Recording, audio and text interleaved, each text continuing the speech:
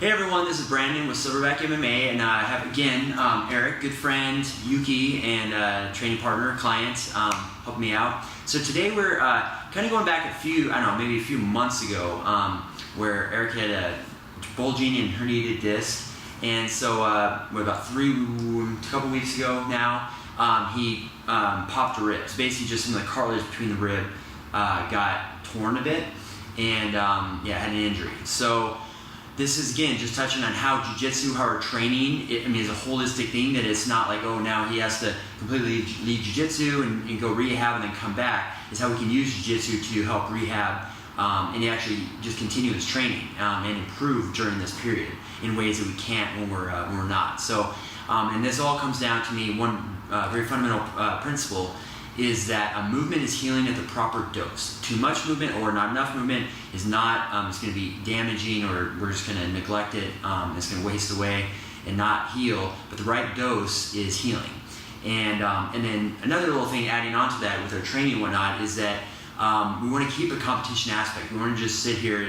It's definitely very boring. I know Eric feels that way when we do too many movements and whatnot. It's just boring if you're sitting there doing a rehab exercise. And those are important, but we want to balance that with, why do we do this? Is we get that competition aspect. We can think critically, solving puzzles, all these different things, versus just doing a rehab exercise over and over and over, day after day.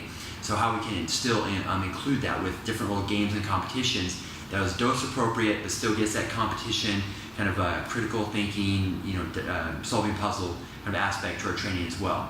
Last little plug before we get into the little games and exercises is the importance of building a good jiu-jitsu, martial art relationship. So when an injury happens, we have training partners we've been training with that we trust them, that we can do these things and not get re-injured. And then for me, Eric has injury, but for me, it's not like, oh great, he's injured, this is going to be boring, I can't get anything out of it. It can challenge me, and I can grow just as much, with a training partner having an injury, because now I have to keep part of my awareness on what an area that I need to be careful of, maybe positions I need to be careful of, and how can I still work to advance and work my technique and really try to kind of give my all at the same time, doing it at the proper dose and being careful of certain situations, certain areas. In this case, Eric's kind of left side here. So it absolutely, I can benefit from doing this and working on control as well. So, all right, let's jump into the exercises. So first one we've done before is hand fighting.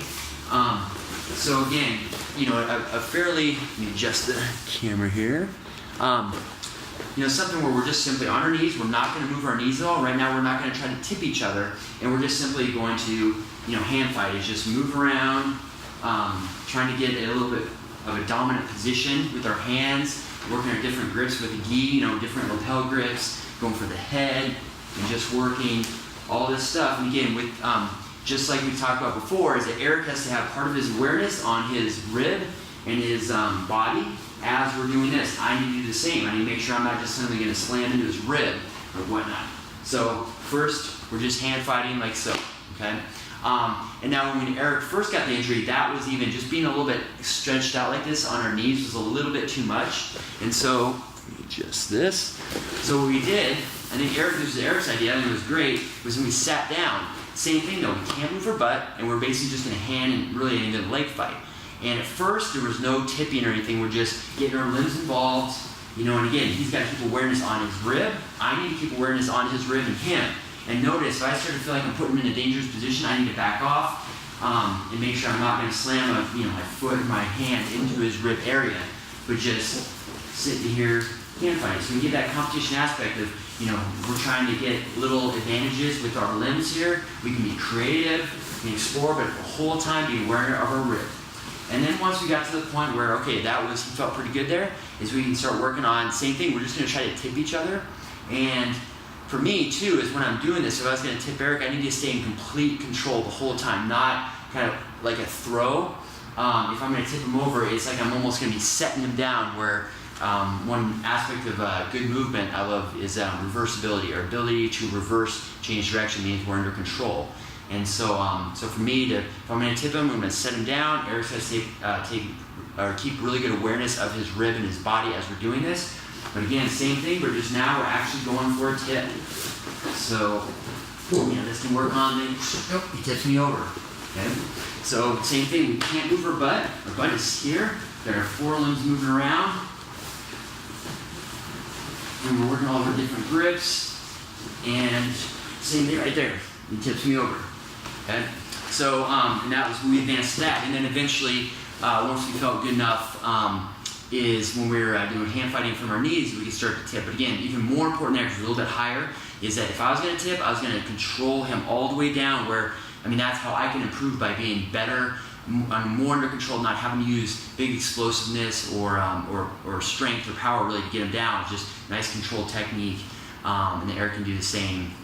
Just keeping awareness of his body. So just to sum it up again, it's just movement is healing, and therefore jiu-jitsu is healing with the proper dose. So really just challenges our awareness to go, okay, I need to check in more to my body when I'm grappling, if we got a hurt rib, and continue to do these things. And then and be creative, try some of those hand fighting on our knees, hand fighting sitting down, and try to create your own little games and whatnot where you can keep awareness of your body. It's safe, but you can still get that competition aspect in your training. So, let me know if you have any questions with any of this stuff. If you have an injury, if you have questions of how can we create a game around, this injury, or if you have come up with your own little games, competitions, I'd love to hear it. So, because I think this is kind of an area of jiu-jitsu and martial arts which is not utilized enough, and I think it could be, huge to make it a holistic thing where it heals us as well from our injuries. So, again, thank you, Eric, for helping out as usual. And we'll give you an update on his recovery as he continues to improve.